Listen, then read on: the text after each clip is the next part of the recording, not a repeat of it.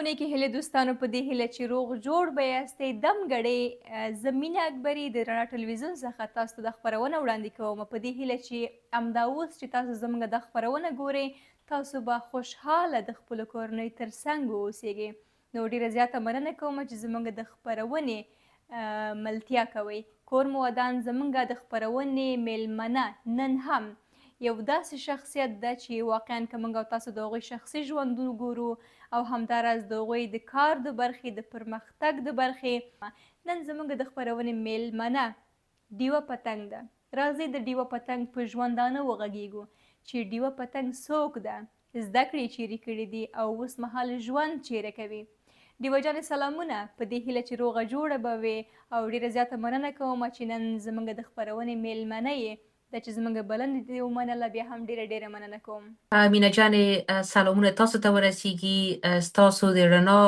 تلویزیون ټولو لیدونکو ته یوه نړۍ مننه دي نه چې ما ته هم دعوت راکړی دی هیله کوم ډیوه جانې واقعا شخصا زه خپله ډیره زیاته خوشحاله یم او ډیوه جانې زه به خپله لومړۍ پوښتنه د خپرونې داسې پیل کړم چې البته زه خو مو پیژنم ډیر هیوادوال مو پیژني ډیر نه بلکې ټول مو پیژني نو نن زه غواړم په دې خپرونه کې ستاسو په ژوندانه خبرې وکړم چې ډیوه پتنګ څوک ده ستاسو له خولې نه به یې واورو مینه جانه ډیره زیاته مننه زه یوه افغانه یم په افغانستان باندې سخته مینه یم په افغانستان خلکو باندې ویاړم په اروپا کې ډیر کارونه کیږي ډیر د ماشومتوب نه همدلته راغلی یم همدلته لوی شوی یم درس مې همدلته په لندن کې ویلی دی تر ډاکټرا پورې مې همدلته خپل زده کړې کړي دي همدلته خپل تجارت کوم موږ ټوله کورنۍ په لندن کې اوسېږو زما پلار د پکتیا دی د خوست د زدرانو دی و مور مې د وردګو ده مور مې په حق رسېدلې ده او نو موږ خویندې ورونه ټول موږ همدلته په لندن کې درسونه ویلي دي خپل کاروبارونه لرو او ځانونه مصروف کړي دي ډیر ښه ډیوه جانې تاسو ویله چې په لندن کې مو ډیر ژوند تیر کړی ده که دې په هکله راته ووایاستې څه انګېزه شوه چې تاسو لاړلئ د لندن په طرف باندې او هلته مو خپل ژوند پیل کړ مینه جانې دا فیصله خو زما مور پلار کړې وه زه ډېره وړه ومه چې دلته د افغانستان راوتلی وم کېدای شي شپږو کالو به ومه نو د ډېر ماشومتوب نه مهاجر شوي یاستو او همدلته پناه م راوړې وه د مجاهدینو جنګونه وو په هغې وختونو کې لکه په ټولو هیوادونو کې چې خلک مهاجر شوي دي همدارقه موږ هم مهاجر راغلو دې وطن ته ډیر ښه نو کامیابه ژوند درته غواړم که څنګه چې همدا اوس کامیابه یې نو ډیوه جانې تاسو په مخکې وویله چې همدغلته زه په لندن کې تجارت کوم ماسټري مې همدلته کړې ده نو که راشو ستاسو د تجارت ته چې ماشاءالله کار مو ډیر ښه کامیابه روان ده ستاسو ځینې ویډیوګانې پر سوشل میډیا هم لاس په لاس کېږي ویل کېږي چې ډیوه پتنګ د میلیونهاو ډالرو خبرې کوي نو او بیا ځینې میلیونران ډیوه جانې دا خبره کوي چې موږ خپل کار یا دا بزنس له صفر نه شروع کړی بیا زموږ ځینې ځوانان وایي چې یعنې څه دا زموږ صفر ستاسو له صفر سره څه توپیر لري چې زموږ صفر نه یو نه جوړیږي او ستاسو له صفر نه میلیونها ډالر جوړیږي نو دغه فرمول د ځوانانو ته راخلاص کړي چې دا څه رقم صفر ده چې هغوی هم وکولی شي کامیاب شي او ښه تجارت میلیونران ترېنه جوړ شي بلې مینه جانې زه د ډېر ماشومتوب نه ما کار پیل کړی دی زما په زړه کېږي چې 14 کالو ومه چې اولي ځل باندې ما خپل کار پیل کړله او همیشه مې کوشش کوله چې هغه ځای کې خپل ځان ووینم چې ما به همیشه غټ غټ خوبونه لیدل نو زما په زړه کېږي چې څه وخت به یو څوک چې ډېر زیات رسېدلی وو یا به خپل ژوند کې ډېر موفقه وو نو زما دپاره به هغه کسان ډېر غټ رول به لوبوله چې ما دوی څنګه کولی شي چې زه هم همدغه لیر ونیسم او خپل ځان یوه ورځ یو چېرته ورسوم دا د دوی پوښتنه بالکل صحیح ده چې څنګه کولی شي چې انسان هغه خپل صفر نه په میلیونهاو پیسې جوړې کړي او د هغې د څنګ سره به وشي کړی د خپلو هیوادوالو سره او د نورو خلکو ته هم د کار زمینه برابره کړي او هم خپل ژوند بهتره کړي ورځ تر بلې ما هم په ډېرو کمو پیسو باندې لکه چې تاسو ته مې وویل موږ مهاجر راغلي وو دې وطن ته د صفر نه هم شروع کړې ده نو زما په زړه کېږي چې 14 کلنۍ مې چې کار پیل کړله زه د 18 که د 19 کالو اولي خپل کور مې واخیستله پوهنتون ته به هم تلمه فول تایم به پانتون کې به مې درس ویله او فول تایم به مې کار کوله د څنګ سره یې. نو هغه کسانو به چې زیاتره وخت کېدای شي چې په لوبو باندې باخته وو یا به په نورو ساترۍ باندې به خپل وخت به تېرول، ما به زیاتره وخت یا به درس ته مې ورکوله یا به مې کار ته ورکوله. د خاطر زما سره یو ډیر غټ فکر و چې زه څنګه کولی شم چې یوه ورځ خپل ځان مستقل یو انسان غوندې جوړ کړم او یو تجارت خپل پیل کړم. همدا وا چې پانتون مې چې خلاص کړله، وروسته هغې نه خپله ماستري مې پیل کړله او د ماستري نه وروسته مې خپله ډاکټرا مې پیل کړله. مګر هم د درس د څنګ سره ما همیشه کار کړی دی. هیڅ وخت مې کوشش نه دی کړی چې زه صرف درس ووایم او کار ونه کړم. نو هماغه وا چې ما زه په دې فکر کې شولم چې زه څنګه کولی شم چې یو تجارت پیل کړم. نو موږ 2019 کال کې تجارت مې خپل پیل کړله. په ډیرو کمو پیسو سره مې اول شروع وکړله. هغه ورو ورو تجارت ډیر ښه خواته روان شوله.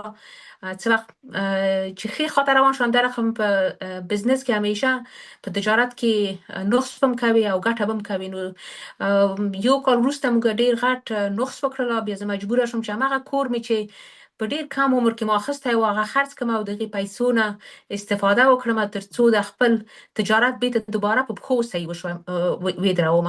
په هماغه وختونو کې و چې کورونا راغله.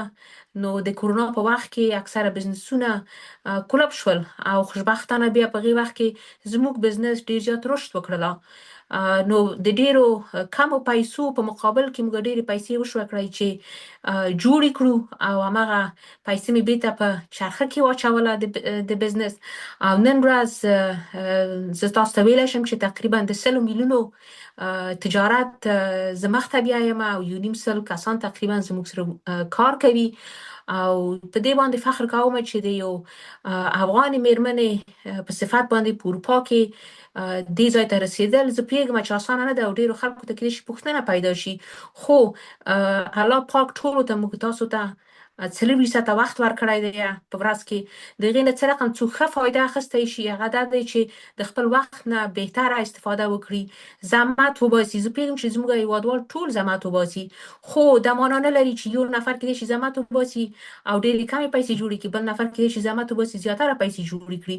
نو طریقه د دې چې انسان تجارت کوي په څه رقم شکل باندې کولی شي چې ته هغه خپلې پیسې زیاتره کړي یا د خپل هغه سرمایه د بهتره ته استفاده ونه وکړي. زه فکر کوم دغې ته همیشه فکر پکار دی او هغه کسان باید د څنګ سره څوک ولري چې هغوی موفقه وي، هغوی یو چېرته رسېدلي وي. هغه دوستان ډېر زیات مهم دي چې چارطرف ته دې وي، د هغوی نه مشوره څوک واخلي او همیشه کوشش وکړي چې هغه کسان چې واقعا یو ځای ته رسېدلي دي د هغو سره ملګرتیا وکړي، دې نه چې د هغې سره په مقابل کې وي یا د هغې سره حسادت وښیي. نو زه فکر کوم چې موفق کسان هغه کسان دي چې کوشش کوي چې هغه څه کسان د خپل ځان سره ملګري وساتي چې هغوی په خپل ژوندونو کې همیشه لکه یو چېرته رسېدلي دي یا موفق کوي.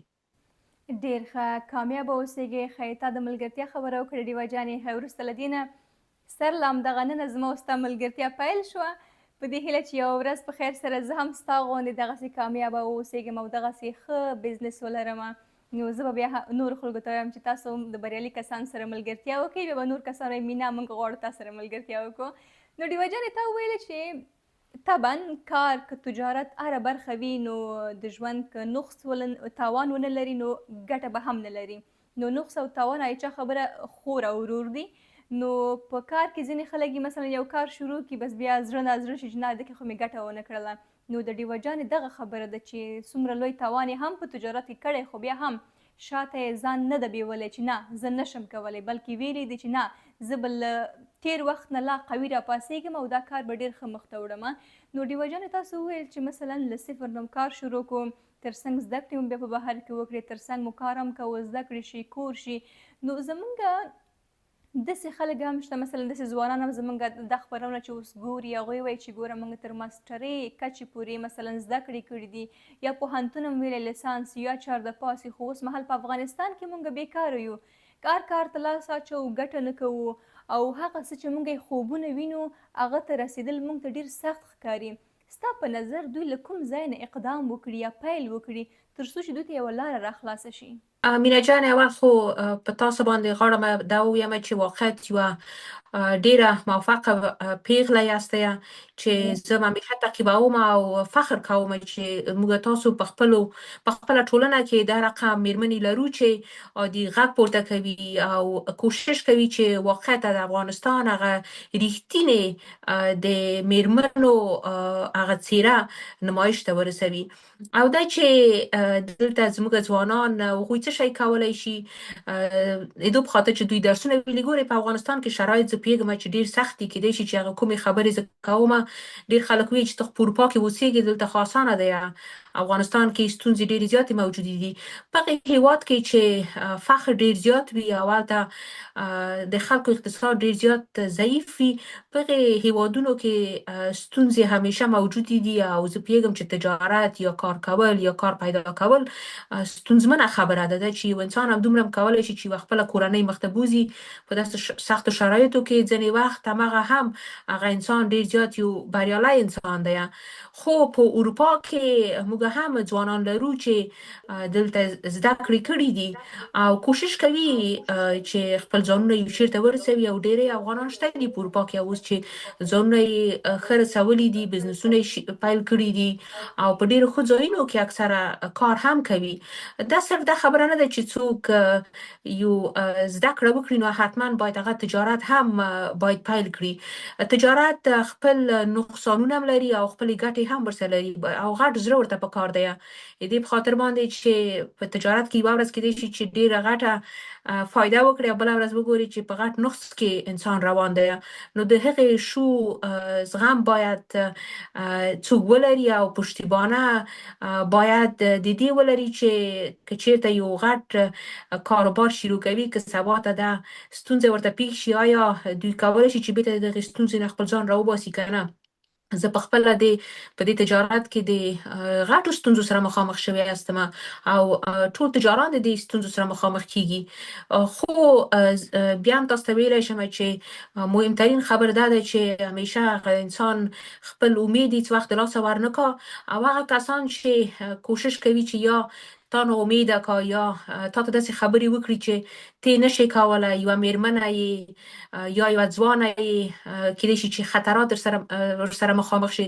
شته دي خلک چې هغوی کوشش کوي چې ستا زړه در تور کړي دی ستا د خپلو فعالیتونو نه. زما په زړه کېږي چې ما ته به ځینې وخت ډېرې داسې خبرې کېدلې چې ګوره جنۍ ته بانکروت کېږي، ګوره دا کار مه کوه، او یا ته په بزنس باندې بلده نه یې، کیدای شي چې د ستا ټولې پیسې په همدې کې راړي شي. خو ما په خپل ځان باندې یقین درلودلم او نه، زه غواړم چې د افغانستان هغه د میرمنو په تجارانو کې زه هم یو نوم ولرم. یوه ورځ موږ تاسو ډېر تکړه نرینه لرو خو متاسفانه په ښځینهو کې د دې خاطر چې هغه امکانات ډېر کم برابر شوي دي. ښځینهو ته یا امکانات نه دي ورکړل شوي یا همیشه همدا رقم هغه په ټیټه سترګه ورته کتل شوي دي، نو هغه امکانات نه دي ورکړل شوي چې دا وشي کړی چې خپل ځان میدان ته راوباسي. وایي چې نه، زه هم کولی شم د خپلو د ورونو د څنګ سره تجارت وکړم، پیسې جوړې کړم او د هغې د څنګ سره د کار زمینه نورو خپلو آشنایانو ته یا دوستانو ته یې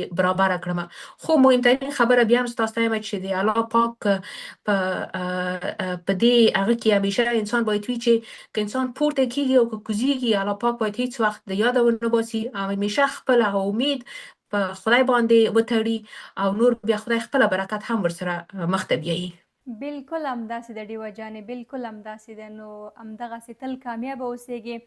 ډیوه جانې، ستاسو ځینې مرکې چې وي بیا خلکو ورباندې ډېر زر عکس العمل ښایي چې مثلا ستاسو تجارت چې کوم شو، تاسو چې کله خپل کور قیمت یاد کړ چې په لکهاو ډالر شو او ترڅنګ بزنس دا، نو زه پوهېږم په دې خپرونه کې هم بیا ډېر خلک وایي چې څه رقم، خو لیکن زه به دا ووایم چې خلک وایي چې ډیوه پتنګ ولې په بهر کې خپل بزنس کوي، تجارت کوي، حال دا چې دا افغانه ده، نو ولې خپل تجارت د نه په افغانستان کې نه کوي؟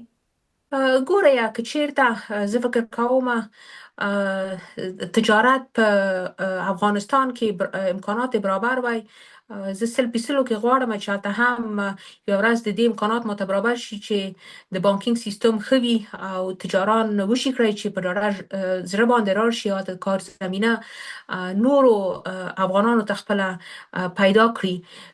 که چیرته زما په نظر سره زه وغواړم چې د خپلو هیوادوالو سره کومک وکړم او زه تجارت نن ورځ په افغانستان کې پیل کړم، زه فکر نه کوم چې زما به دومره فایده زما هغه هیوادوالو ته ورورسیږي لکه نن چې زه کوشش کوم چې خپلو هیوادوالو سره په خپل وطن کې لاسنیوی کوم. زه په دې پکره باندې خبرې نه کوم او نشریات نه کوم، خو د خپل وس تاوان ته همیشه ګورم او همیشه مې خپل لاس ورکړی دی خپل هیوادوالو ته چې زه پوهیږم چې دوی احتیاج دي. نو که چیرته د امکانات برابر شي ماته سبا ده چې زه افغانستان ته لاړه شم او هلته زه تجارت خپل پیل کړم، دا زما یو غټ امید دی. ډیر ښه. ډیوه جانې، ځینې خلک دا وایي چې ډیوه پتنګ هغه څه چې خپل د ځان لپاره غواړي هغه د نورو لپاره نه غواړي. خو نه دوستانو، تاسو د ډیوه جانې خبرې واورېدلې چې د دې په خبرو کې هغه صداقت ښکاري. تل همیشه خپل د هیواد ځوانان پیغله تشویقوي کار ته، پرمختګ ته او د هیواد د پرمختګ لپاره یې د ټولې خبرې. نو زه دا وایم ډیوه جان، آیا دا خبره رښتیا ده؟ دا زما نه بلکې د خلکو خبره ده. وایي ډیوه جان هغه څه چې ځان لپاره غواړي نورو لپاره نه غواړي. البته دا خبره په هغه اساس باندې ځینې خلک دا ادعا کوي چې ډیوه پتنګ خو کوم هغه وخت لاړ شو چې راغله هیواد ته او په خپله باندې خپل د موټر په جلاو ناسته وه، ډرایوینګ یې کوو او د هیواد په بېلابېلو ولایتونو باندې وګرځېدله.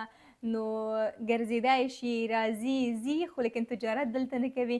که راشو هغه انتقادونو ته ستا زړه یې څومره مات که؟ مینه جانې، زه انتقادونه په خپلو دواړو سترګو د ټولو هیوادوالو منم. دا د دوی حق دی. څه وخت چې یو څوک رسنیو ته راوځي یا کوشش کوي چې خپل نظر ووایي، نو هغه انسانان هم د دې ته تاسو اجازه ورکوئ چې هغوی ستاسو باندې هم نیوکې وکړي او ستاسو ځینې وخت هغه شخصي حریم ته هم داخل کیږي. دا چې زه څه شی ځان ته غواړم او نورو ته نه غواړم، دا خبرې ما هم ډېرې لوستلې دي او اورېدلې مې دي. ګورې، څه وخت چې یو انسان یو چیرته رسیږي د انتقاد لاندې اکثره وخت راځي د په خاطر باندې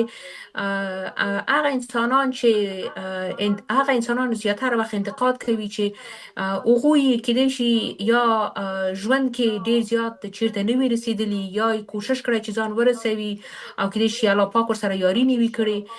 نو بیا انتقادونه مختلف شکل باندې راځي. دا چې زه راړم خپل هیواد ته او بیا به هم ځم زموږ د نیکونو هیواد دی. د هیواد نه ما هیڅوک نه هیڅ هر نظام چې راشي افغانستان ته، نظام موږ نشي کولی چې موږ د دې نه ودروي چې موږ یا افغان هستو یا موږ د افغانستان ته څوک پرېنږدي. نو زه فکر کوم په ډاډه باندې زه راړلم او دا چې زه په مختلفو ځایونو باندې وګرځېدم دې په خاطر باندې چې خپل ځان مې په امن کې احساس کوله او غوښتل مې چې د افغانستان هر کونج وګورم. متاسفانه هغه وخت سره ډیر زیات یاري ونه کړل چې مختلفو ځایونو ته راړه شم. او مینه جانې، زه فکر کوم په افغانستان کې موږ تاسو ډېرې زیاتې نجونې لرو چې هغوی غواړي خپله ډرایو وکړي، هغوی غواړي چې خپل همدا رقم وګرځي او مختلف ځایونه د افغانستان وګوري، خو زیاتره وخت کیدای شي چې خپله کورنۍ ورته اجازه ورنکړي. دا په دې باندې اړه نه لري چې نظام کوم نظام دی.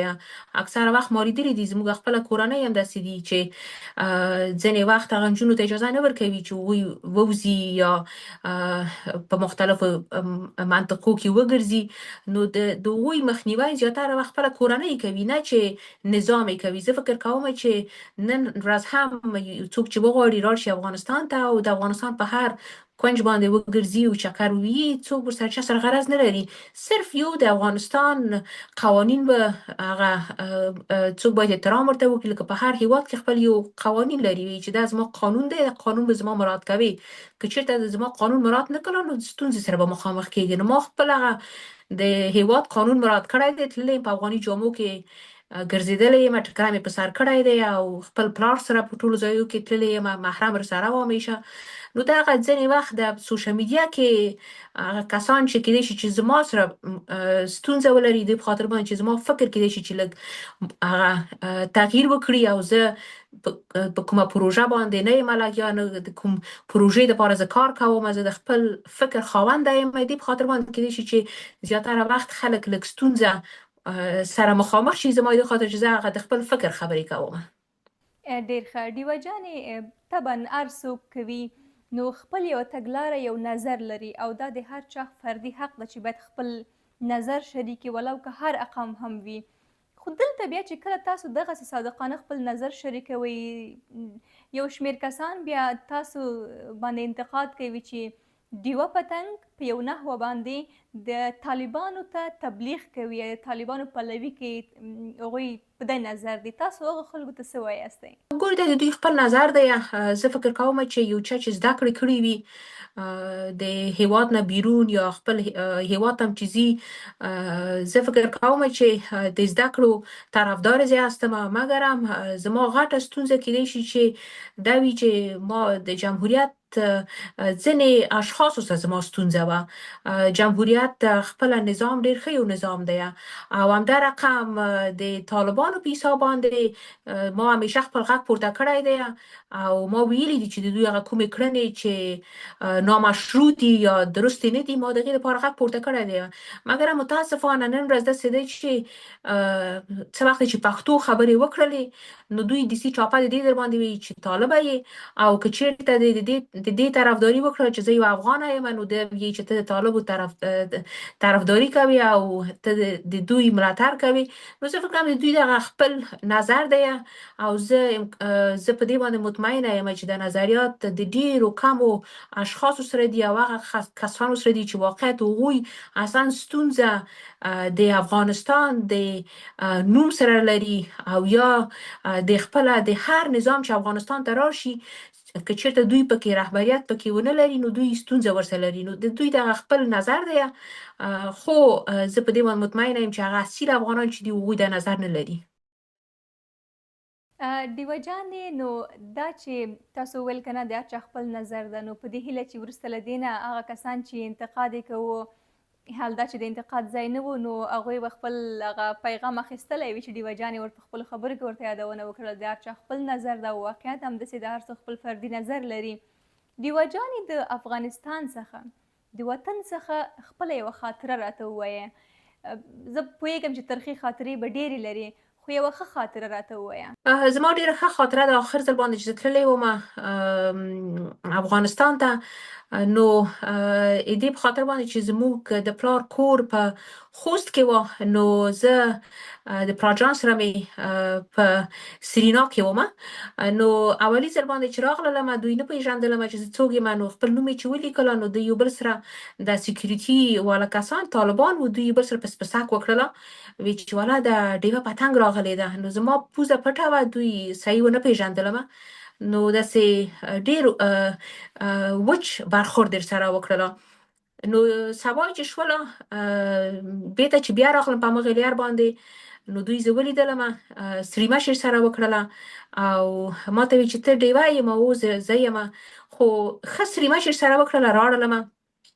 بل سبا ته چې بیا راغلم نو ما ځان سره فکر وکړ ما زه دغه بیچاره هلکان د تمام ورځ هلته هغه کوي، نوکري کوي، زه به ورته لږ میوه او لږ ریدبول د شاین ورته واخلم.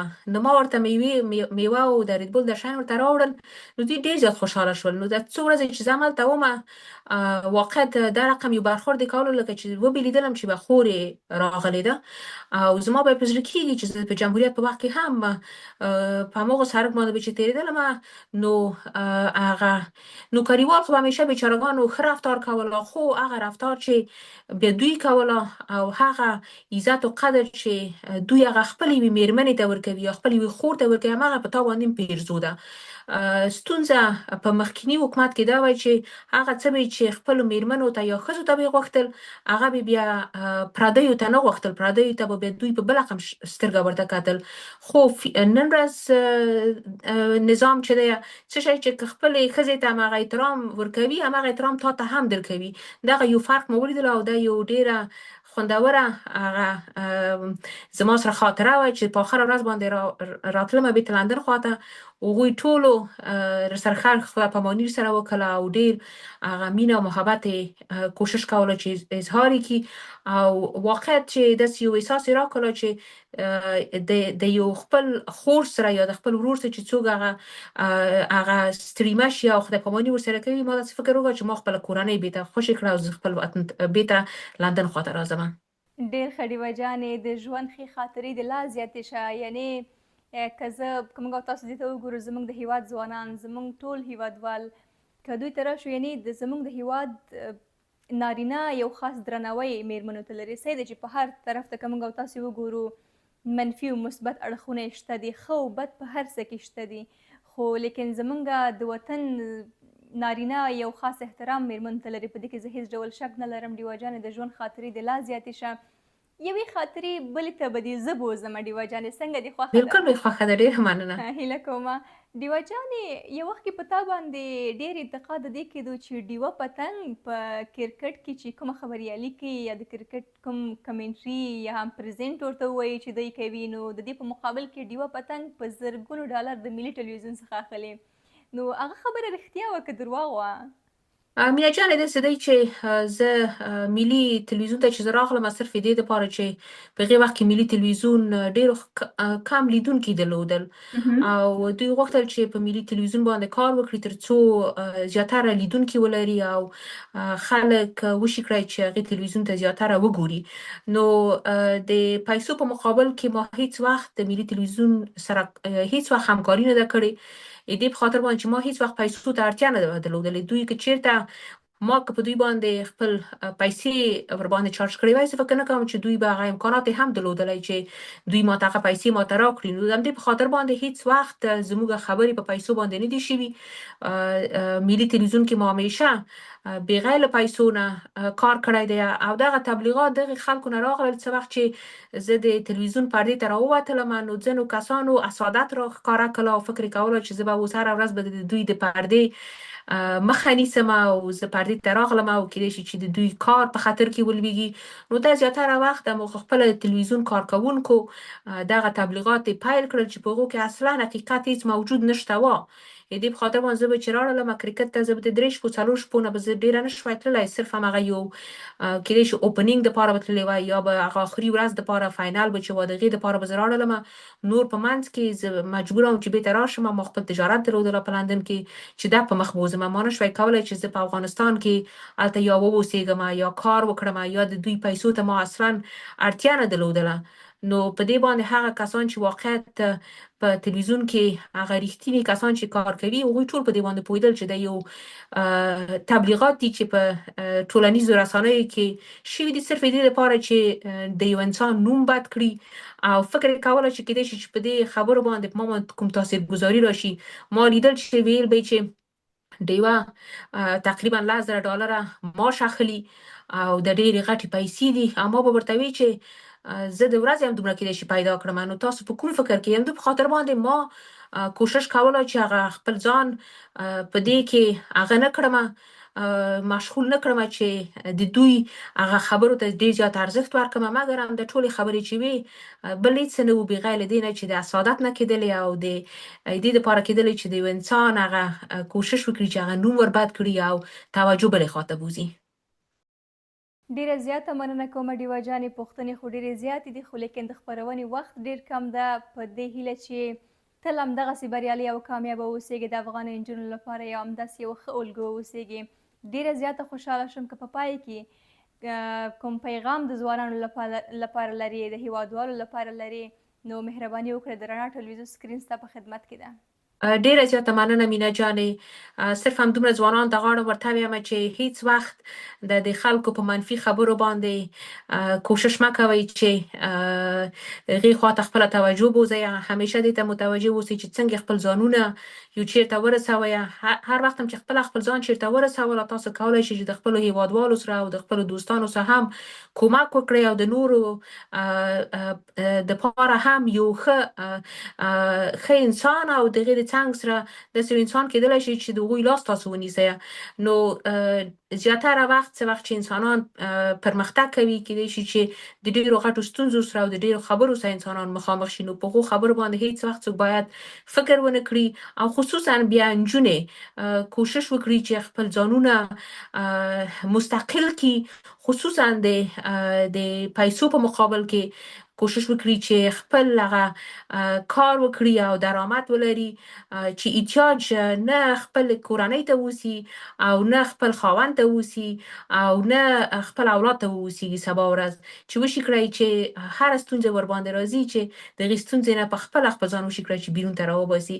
نو زما صرف همدغه پیغام دی چې زه فکر کوم چې هره یوه جنۍ که چیرته کوشش وکړي چې خپل ځان یې چیرته ورسوي او د دې نه چې په تمه وي تر څو چې دا د یو چا سره واده وکړي او هغه انسان د دې خوبونه ور پوره کړي.